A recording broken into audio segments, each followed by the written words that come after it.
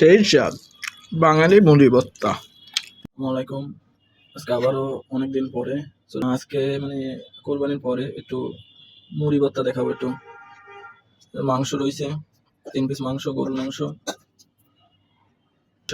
যে মশলাটা ওইটা শেষ হয়ে মনে করেন একটা মশলা জাতীয় মাখা মাখা হয়ে রয়েছে।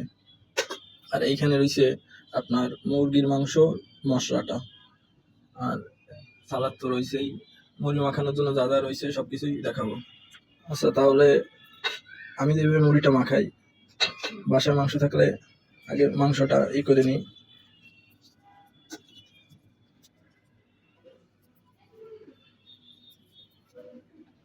কোরবানির মাংস তো এই যে নরম হয়ে গেছে একদম। ঘরোয়া স্টাইলে মুড়ি মাখা, চর্বি এই দিয়ে মুড়ি মাখাইতে যে কি টেস্ট।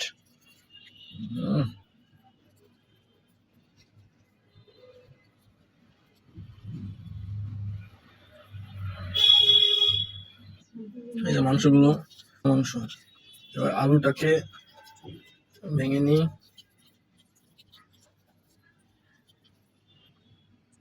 এই যে মুরগির যে মশলাটা ছিল সেটা নিয়ে নিলাম। এই যে ওর সাথে একটা আলু ছিল, যে তেল হেভি মাখা হবে মুড়ি মাখাটা। এই চামচটা এখানে আইসে ডিস্টার্ব করতেছে, চামচটার জন্য দিতে পারতেছি না, ওই পাশে থাক। এখানে একটু শসা নিয়ে নিলাম, পেঁয়াজ কুচি নিয়ে নিলাম, অল্প একটু ঝাল নিয়ে নিলাম।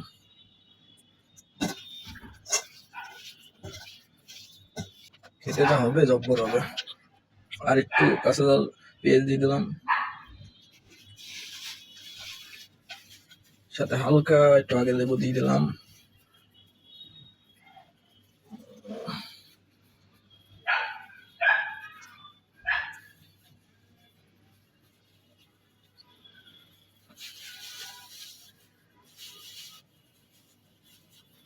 মিক্স করে নিলাম। দেখি একটু আমি একটু টেস্ট করে কিরকম হয়েছে। বিসমিল্লাহ। যে স্বাদ হয়েছে না, মাংসটা পুরা পুরা, আলুটাও ভাজা বলে। আপনারা করের দিকে তাকালে আপনারা বুঝতে পারবেন যে কি একটা ফিল পাচ্ছি। আর একটু শসা দিয়ে নিয়ে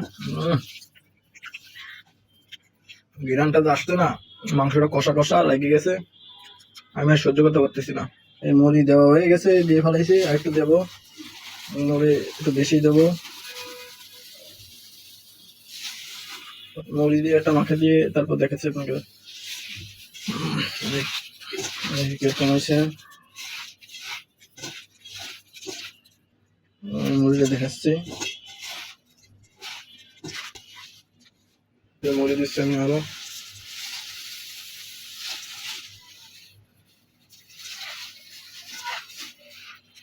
আসতেছে এবারে, কালার চলে আসছে। আর সাথে আর একটু শসা দিই, সবকিছু দিব, ডেকোরেশন করে দেখাবেন আপনাদের। একটু লেবু চেপে দিই।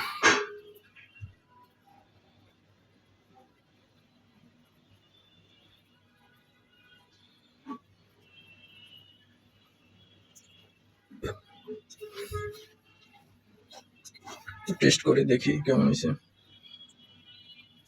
মাংস মশলা।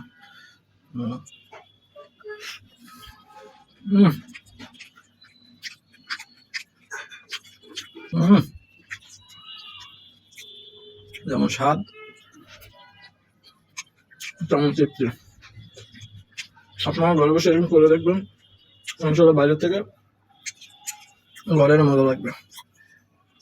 আমি একটু খাই মাংস দিয়ে একটু শসা, একটু কাঁচা ঝাল, একটু পেঁয়াজ দিয়ে এক বাইট।